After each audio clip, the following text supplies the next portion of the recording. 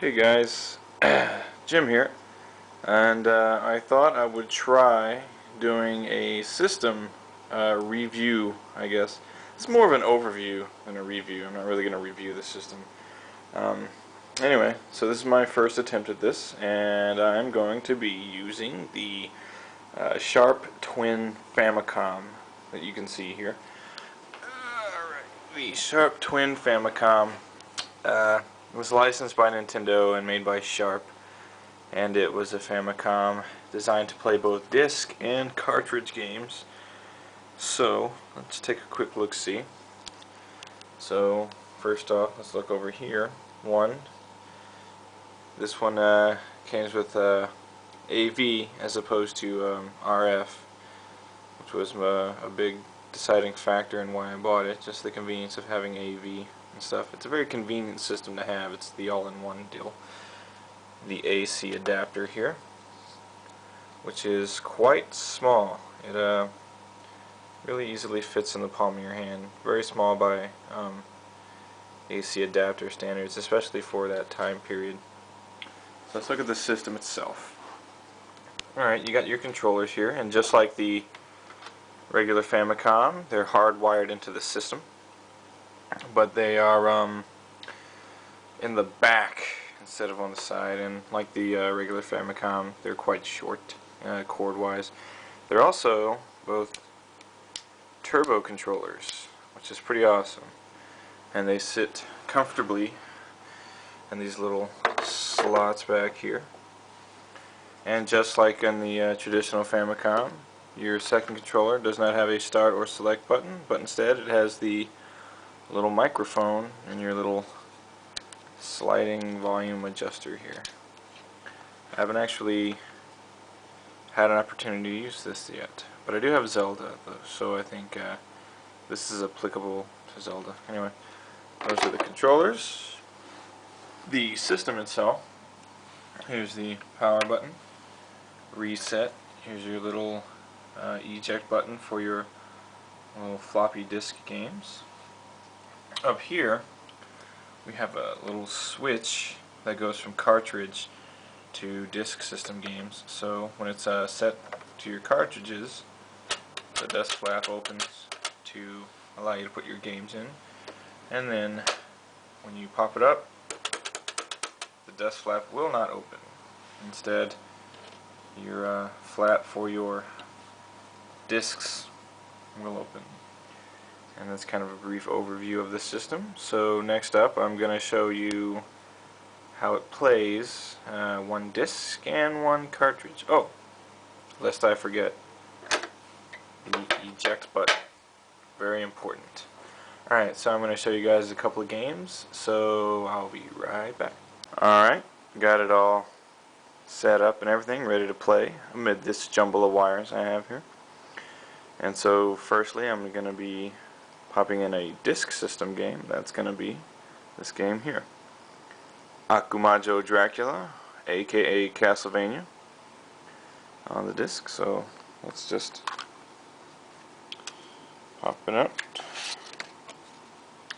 and there is a Famicom disc game.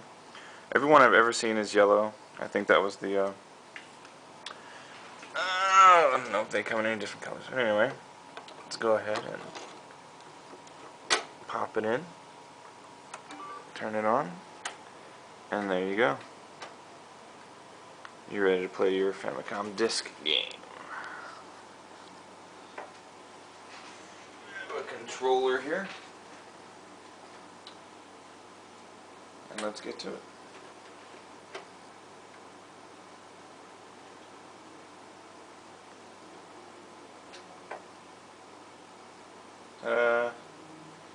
Akumajo Dracula.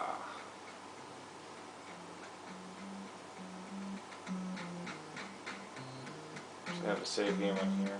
Let me go ahead and get rid of it.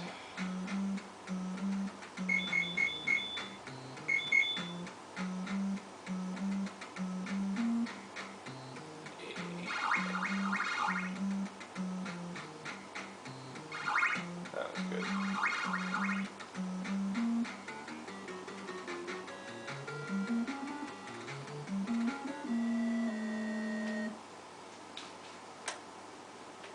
loading.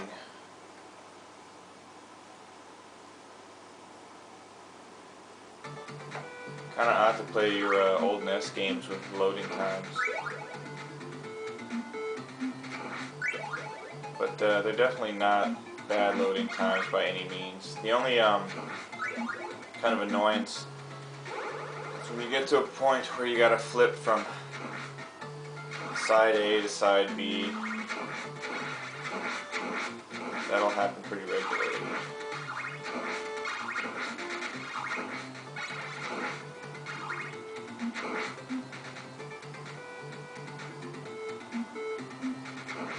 So let's see if I can't get through a level of Castlevania without dying.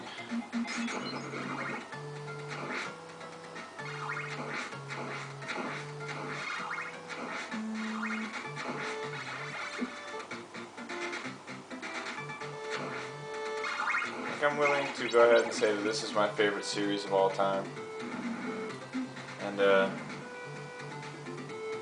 plays just fine on the disc system. There's really no noticeable differences. I guess kind of the main motivation behind making the disc system and the disc games was I believe it was cheaper to make disc games, and at the time they didn't have the technology to save onto a cartridge, I believe, when they first came out with this. So those were two kind of motivating factors behind this. Was one, cost, two, the ability to save your games.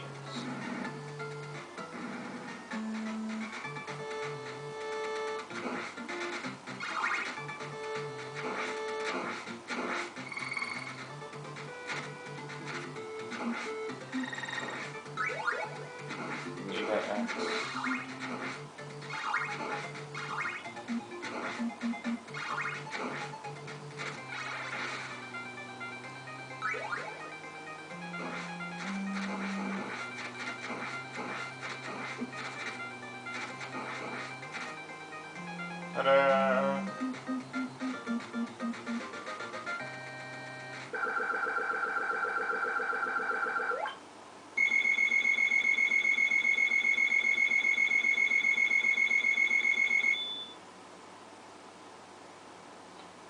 And now you see, you want to get to the next level? Well, set disc B. So I gotta pop it out, flip it over, and pop it back in. And that's the one little annoyance you get playing disc games. You gotta flip the disc over. So, no passwords for Castlevania on the disc system. You just save your progress. Which I'm not going to go through that, but basically, there you have it. That's Castlevania on the disc system. Pretty much the exact same thing. The fact that you can save your progress, don't have to dilly-dally with the whole password things. And I'll be right back with a cartridge game for this system. So hang on tight. Alright, time to pop a cartridge in, and what else would it be? It's Akumajo Densetsu, or Castlevania 3.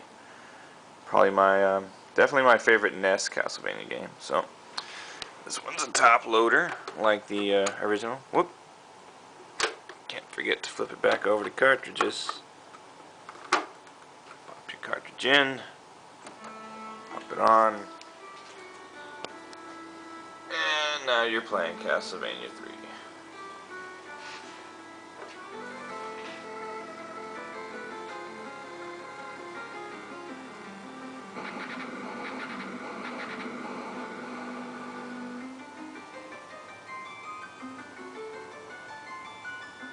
This being on a cartridge, it does use passwords. I'm certain by this point, and by the time Castlevania 3 came out, saving on cartridges was not really a big deal, but they decided to stick with passwords. for the Castlevania games, even on the Super Nintendo. So, which passwords are kind of an annoyance. Castlevania passwords, though, aren't very long and troublesome. It's just the grid with your different things on there. So they're not a whole lot of writing shit down. I'm just gonna go ahead and skip this intro and get right to the game.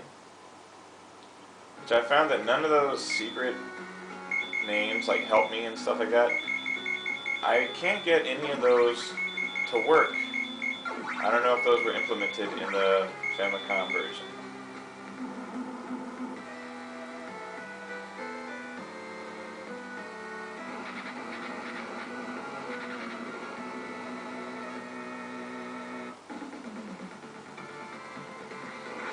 Here we go with Castlevania 3 for the Famicom.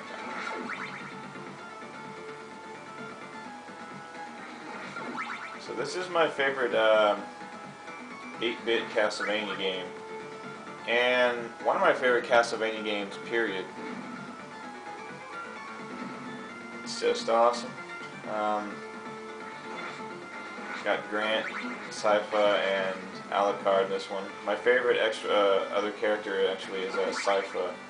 If you get that spell with those like blue orbs that home in on everything, just fucking stick with that one. It makes the game so much easier. Pretty much take out any of these enemies in one hit. It does really good damage to the boss characters as well. She can't take much damage, and her little rod thing isn't very effective, but her spells kick ass.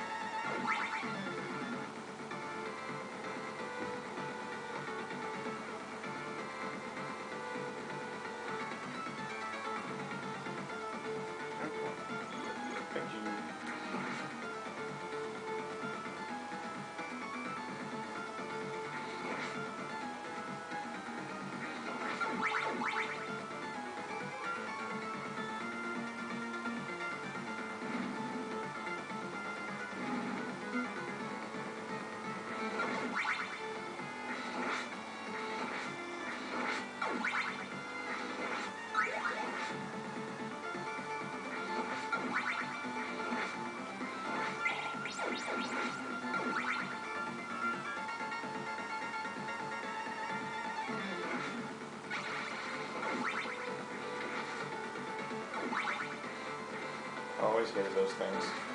Ah! Anyway, I'm sure nobody wants to sit here and watch me play Castlevania forever. So let me just wrap this up. Alright, so to conclude this, is the Sharp Twin Famicom a system that's worth getting? I would definitely say yes, if you have the money. You buy the Sharp Twin Famicom, you now have access to all of Nintendo's 8-bit games that were released in Japan. And that's a very big library of games. So in summation, the Sharp Twin Famicom gets a big thumbs up from me. You get all your cartridge and disc games, and it's just an all-around great system. So thanks for watching. I hope you enjoyed this little review of the Sharp Twin Famicom, and please come back for my next one.